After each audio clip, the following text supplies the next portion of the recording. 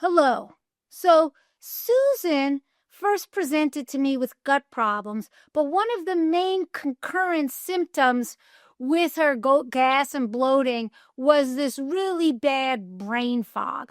That by the afternoon after lunch, it was so difficult for her to focus on her work and concentrate, and it was really bothering her and also interfering with the competency of her work.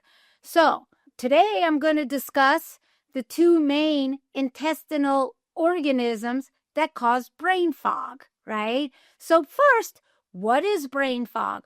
Brain fog is a colloquial term used to describe when it's hard to focus or concentrate, hard to think and do typical activities. Your thoughts can be slow or difficult, and when eating makes one tired, so that you feel like you have to lie down and even nap afterwards, right? So what causes brain fog? What in the gut is imbalanced and can affect how you think and focus? So this is what we're going to learn right now, what those two organisms are that cause this and how we can best overcome them. Now, there are many things that may cause brain fog, but the two gut organisms are leading factors. One is intestinal fungal overgrowth, and two is intestinal overgrowth of Methanobrevibacter smithii, archaea, which makes methane gas. So let's talk about them individually. The Candida fungal species makes acetaldehyde, which is an alcohol breakdown product, which easily gets to the brain and causes difficulty thinking and reduced energy.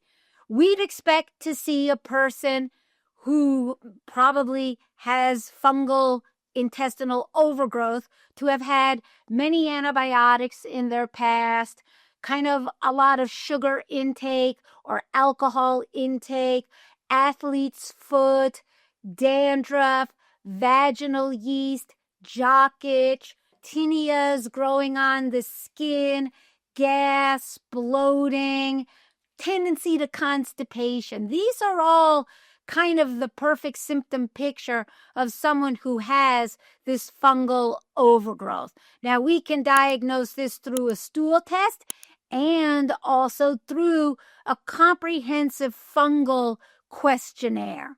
Now, we treat an intestinal fungal overgrowth with a very specific fungal diet with antifungals, with a probiotics, and with a biofilm buster to help all the medicines work well. We do that for 1 month aggressively and then generally wean off everything over the next 2 or 3 months, right? And this usually not just clears up the gut, but also the brain. Now, the second organism is a methane gas made from Methanobrevibacter smithii.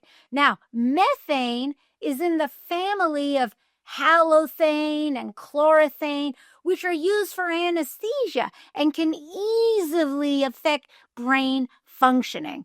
And so we'd expect to see a person who has this SIBO or EMO, small intestine bacterial overgrowth, or intestinal Methanogen overgrowth, to have had a history of a food poisoning or intestinal adhesions. They've been on proton pump inhibitors.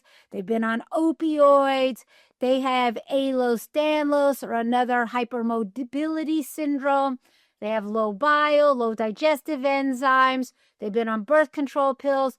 These are common etiological factors for developing SIBO or EMO, which then we expect to present with bloating, distension, constipation, as a classic way that this would be appearing, right? Now, this would be diagnosed through a SIBO breath test, specifically to see if there is Methanogen overgrowth.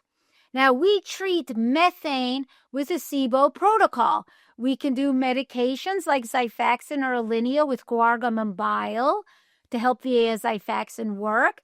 We'll add in a biofilm buster, or we can do, and we'll do that for 2 weeks, or we can do supplements and a biofilm buster for a month. There's also the other option of using an elemental or carnivore diet for 2 to 3 weeks, right?